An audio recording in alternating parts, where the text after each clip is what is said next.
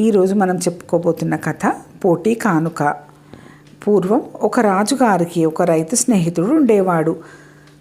రాజుగారు వేటకు వెళ్ళినప్పుడల్లా ఈ రైతు ఇంట ఒక పూట ఉండి చిలగడ దుంపలు కాల్పించుకొని తిని తన నగరానికి తిరిగి వస్తూ ఉండేవాడు. ఇలా ఉండగా రైతు ఒకనాడు రాజధానికి వెళ్ళవలసి వచ్చింది.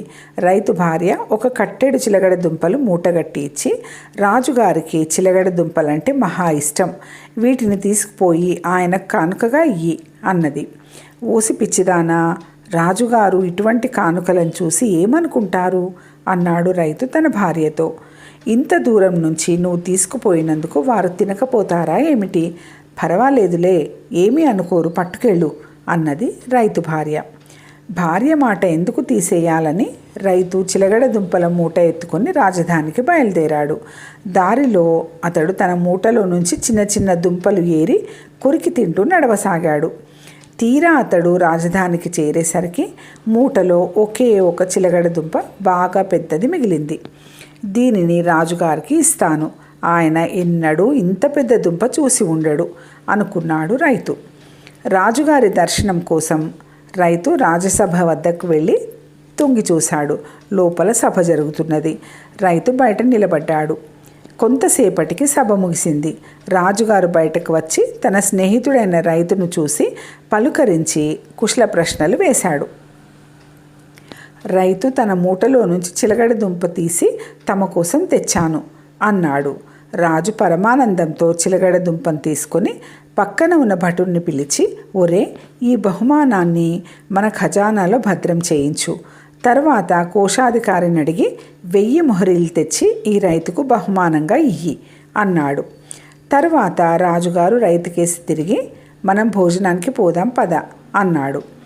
ఎవరో ఊరు పేరు లేని రైతొకడు ఒక చిలగడ దుంప తెచ్చి ఇస్తే రాజుగారు వాడికి 1000 బంగారు మొహరీలు బహుమతి ఇవ్వటమే కాక తనతో పాటు భోజనం కూడా పెట్టి పంపాడని రాజసభలో ఉండే వారికందరికీ తెలిసిపోయింది.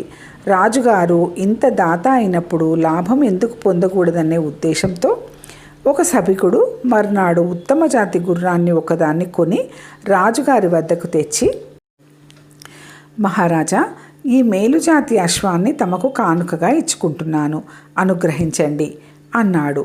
ఒక్క చిలగడ దుంపకే 1000 మొహరీలు ఇచ్చినవాడు ఈ గుర్రానికి ఇంకెంత బహుమతి ఇస్తాడో కదా అని సభికుడు ఆశపడ్డాడు. ఈ సంగతి రాజుగారు గ్రహించారు. ఆయన తన పక్కనే ఉన్న భటుణ్ణి పిలిచి, ఒరే, మన ఖజానాలో దాచమని ఒక చిలగడ దుంప పంపాను, దాన్ని తీసుకురా అని వాడి చెవిలో రహస్యంగా చెప్పాడు.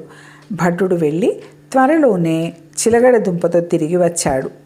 రాజుగారు ఆ చిలగడ దుంపను సభికుడికి ఇస్తూ, 1000 మొహరీలు చేసే చిలగడ దుంప ఇది, నాకు నువ్వు గుర్రం కానుకగా ఇచ్చినందుకు నేను దీన్ని నీకు బహుమతి చేస్తున్నాను అన్నాడు. సభికుడి ఆశ నిరాశ అయిపోయింది. అతని దురాశకు తగిన శాస్తి జరిగిందని సభికులు తమలో తాము చెప్పుకున్నారు. కథ సమాప్తం. మరో చక్కటి కథతో తిరిగి కలుసుకుందాం. నా కథలు కనుక మీకు నచ్చుతున్నట్టయితే లైక్ చేసి మర్చిపోకుండా సబ్స్క్రైబ్ చేసుకొని అలాగే మీ ఆత్మీయులతో పంచుకోగలరు. ధన్యవాదాలు.